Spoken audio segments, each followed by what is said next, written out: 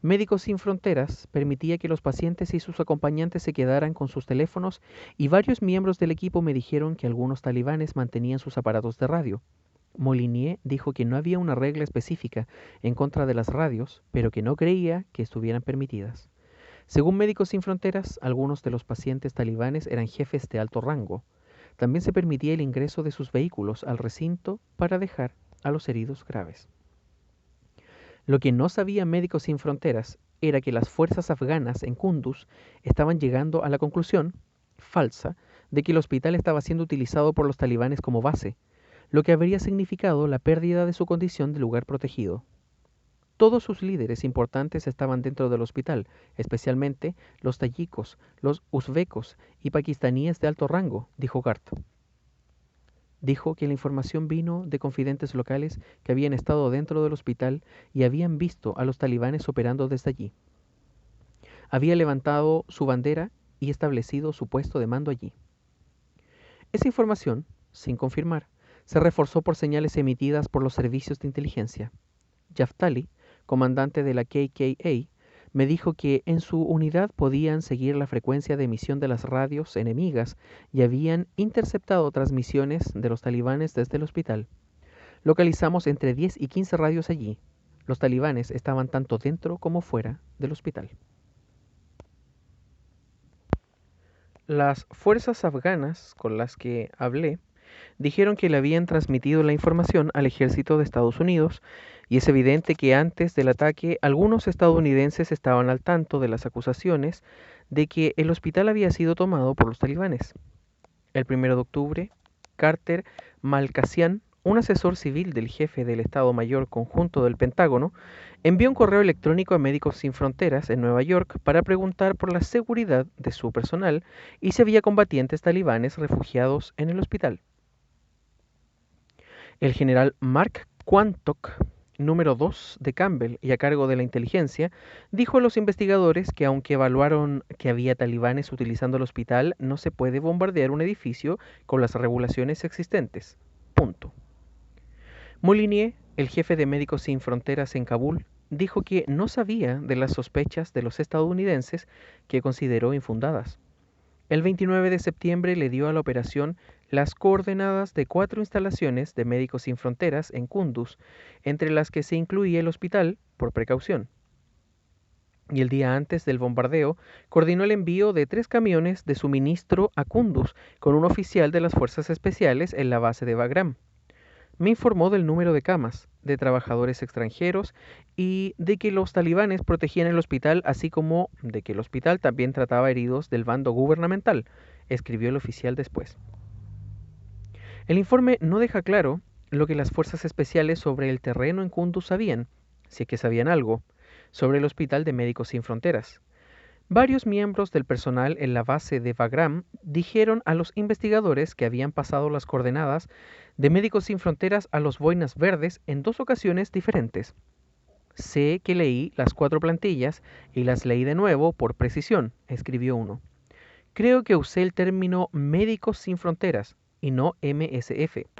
De todos modos, Hutchinson y sus hombres dijeron que nunca habían recibido las coordenadas desde Bagram y no eran conscientes de la ubicación del hospital antes del ataque. Los investigadores en su informe final aceptaron esta versión. Pero escucharon los informes falsos de los afganos antes o después del ataque, y algunos de los boinas verdes les creyeron. Allí estaba el enemigo, escribió uno según extractos de un correo entregado por la oficina del congresista Hunter. Lo usaban como centro de mando, habían despachado al personal extranjero y habían disparado desde allí. Para los civiles que se quedaron en Kunduz durante el combate, las Naciones Unidas estima que unas 13.000 familias fueron desplazadas y que murieron o resultaron heridos 848 civiles. La vida era una lucha diaria por la supervivencia. No había electricidad y el precio de los productos básicos como pan o aceite de cocina se habían ido por los cielos para quienes al menos podían encontrarlos. Salir por comida significaba jugarse la vida entre las balas que silbaban por las calles, pero para la gente como Ismail Zahir, un joven de 20 años, de pelo revuelto y hablar tranquilo, que trabajaba en construcción, no había opción. Su padre era sordo y discapacitado, así que su familia dependía de él para sobrevivir. Cuando había un alto en el combate, Ismail salía a la calle y esquivaba a los francotiradores. Tenía miedo, dijo, pero más miedo de no poder encargarme de mi familia.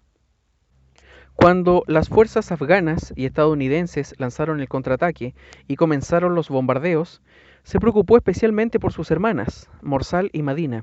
Morsal, de 15 años, era como él, tranquila y delicada. Madina, de 5, la más pequeña de la casa, más traviesa. Por la noche gritaban asustadas por las bombas que caían. Pedían a su familia salir de Kunduz. El 2 de octubre, 4 días después de la caída de Kunduz, Ismail y un amigo atravesaron la ciudad buscando un auto de alquiler. Los dos atravesaron las calles desiertas en una bicicleta que habían pedido prestada. Los talibanes los detuvieron en un puesto de control, pero los dejaron pasar. Dejaban que los civiles se fueran si querían. Encontraron a un taxista que les pidió el equivalente a $200 para llevarlos hasta Kabul. La tarifa se había quintuplicado de lo normal. No tenían opción. Regresaron a casa con el conductor. Los dos amigos metieron a sus familias en una camioneta Toyota, 14 personas en total, la mayoría mujeres y niños. El taxista se dirigió rumbo al sur, en dirección a Kabul. Doblaron una esquina y vieron un vehículo blindado del ejército afgano. Quizás los confundió con talibanes. Abrió fuego. El conductor trató de dar la vuelta. Las balas entraron por detrás. 4 de los chicos resultaron heridos. Las 2 niñas eran las que estaban peor. No saben cómo, pero lograron llegar al hospital de Médicos Sin Fronteras. Cuando Esmat llegó a la sala de clasificación de heridos, vio a Morsal tirada, pálida, hermosa. Estaba muerta, herida en la cabeza. El abdomen de Madina estaba abierto, los intestinos fuera. Consciente, gritaba, «Mamá, mamá». Esmat miró alrededor y vio al médico de urgencias Amin Bajauri y al resto del equipo médico. Lloraban. A él le picaban los ojos. Todo el sufrimiento del que había sido testigo los días anteriores era como una corriente que le recorría por dentro. Gritó, «Dios, ¿cuál es el pecado de esta gente?». El hígado y el riñón de Madina estaban lacerados. Para sobrevivir necesitaba una laparotomía rápida. Esmat se preparó para la operación. Esa noche, según el informe de los comandos, el KKA en el recinto policial planeó asaltar la base, abandonada, de la Dirección Nacional de Seguridad, DNS, el servicio de inteligencia afgano, que los talibanes habían ocupado. Cuando se hizo de noche, el ataque que cada día lanzaban los insurgentes contra el recinto policial se había detenido y los comandos planeaban llevar a 3 de sus compañeros heridos al aeropuerto, habituallarse y regresar a la ciudad en dirección al edificio de inteligencia por el camino en el norte que les obligaba a pasar por el Hospital de Médicos Sin Fronteras. Los comandos pidieron a Hutchinson que les diera apoyo aéreo y él contestó que se encargaría de eso. El AC-130 ya llevaba 3 horas sobre la ciudad cuando, a eso de la 1 de la madrugada, Hutchinson informó al bombardero que los comandos afganos planeaban asaltar ese edificio en concreto y le pidió a la aeronave que hiciera un escaneo defensivo de la zona. Hutchinson les pasó las coordenadas del edificio que iba a ser asaltado, el de inteligencia. Se las habían dado los afganos, pero debido a que el avión volaba más alto de lo normal para evitar el ataque con misiles tierra-aire, su sistema de navegación apuntó el sensor, un telescopio de visión nocturna muy potente, a un campo abierto, un espacio entre el edificio de inteligencia y el hospital. El operador del sensor se confundió y escaneó hasta identificar un edificio grande con gente caminando en la noche. Comenzó a observarlo para determinar si era el objetivo. Era el hospital. El bombardero no había recibido sus coordenadas antes de la misión y aunque el hospital tenía una bandera con el logo de Médicos Sin Fronteras en el tejado, no estaba marcado ni con una media luna roja ni con una cruz roja. El siguiente paso fue crucial. Hutchinson, que se comunicaba con los afganos a través de un intérprete que estaba sobre el terreno y no podía ver el objetivo desde su posición, le dio al AC-130 una descripción actualizada del edificio. Le dijo a los investigadores que los afganos les describieron un edificio grande en forma de T, con un ala adyacente, y continuó. No puedo recordar la palabra que usé para describirlo. un recinto con un muro, varios edificios y una puerta con un arco que mira al norte. Esa no era la descripción del edificio de inteligencia, sino la del hospital. A las 2 de la mañana, el hospital estaba tranquilo. La mayoría de los 300 trabajadores, pacientes y acompañantes dormían. En los quirófanos, los cirujanos de turno de noche aprovechaban que el día había sido tranquilo para operar. Smat, que operó a Madina durante 2 horas, había terminado su turno a medianoche y, agotado, se dejó caer en un catre del departamento de consultas externas. Pensó que la niña iba a morir en la operación, pero logró sobrevivir. En otro lugar del edificio, Faizullah Alokosai, el archivero, dormía profundamente junto al subdirector del hospital, el doctor Abdul Sattar Saher. Poco después de las 2 de la mañana, las explosiones y destellos de luz los despertaron. Se dieron cuenta de que los atacaban y corrieron hacia el este, para entrar en el sótano, por un pasillo de techos altos frente a los quirófanos. No lo sabían aún, pero corrían hacia el peligro. El avión había comenzado a disparar contra la unidad de cuidados intensivos en el ala este del edificio y avanzaba barriendo hacia el oeste. Smat, que salió al pasillo tras ellos, vio que todo estaba lleno de humo y saltó por una ventana al césped. Una vez allí, logró arrastrarse y esconderse en un pozo el tiempo que duró el ataque. Cuando Faizullah y Sattar llegaron al final del pasillo, un proyectil atravesó el tejado y explotó en el suelo frente a ellos. Cayeron. El brazo derecho de Sattar voló. Faizullah sentía su propia sangre corriendo por la espalda. Se fue la luz y solo algunos destellos de luz rasgaban la oscuridad. Faizullah se arrastró hasta Sattar y lo sujetó. Perdí el brazo derecho, ayúdame por favor, le pidió a su amigo. Faizullah contestó, lo sé, te sacaré de aquí mientras estemos vivos, no voy a abandonarte. Trataron de protegerse y recitaban la profesión de fe islámica, pero la metralla seguía golpeando. Faizullah trató de levantarse 3 veces. Sattar era muy pesado y sus piernas parecían paralizadas. Una explosión los tiró de nuevo. Lo peor era el sonido de las bombas. Cuando el fuego pasó a otra ala, el aire olía agrio y Faizullah sentía cómo las llamas golpeaban el edificio. Se agachó, agarró a Sattar del brazo y los pies, flácido. Silencio.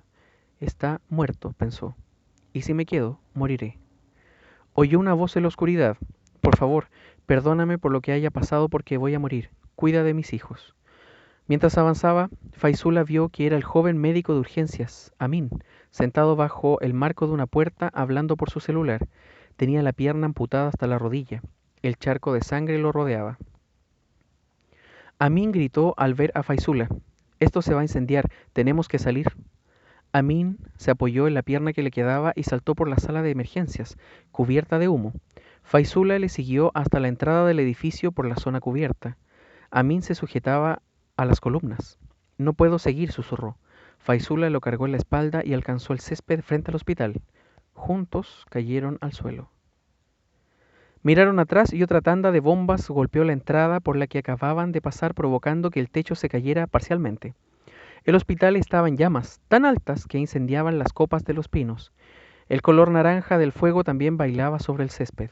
Faizullah oía los gritos de quienes se quemaban vivos dentro del edificio. 16 miembros de las Fuerzas Armadas han sido sancionados por su participación en el bombardeo, pero el ejército ha decidido no presentar cargos contra ellos, pues aunque la tripulación del AC-130 y los miembros de las fuerzas especiales cometieron serios errores que violaron las convenciones de Ginebra, no son culpables de crimen alguno porque no sabían que atacaban un hospital.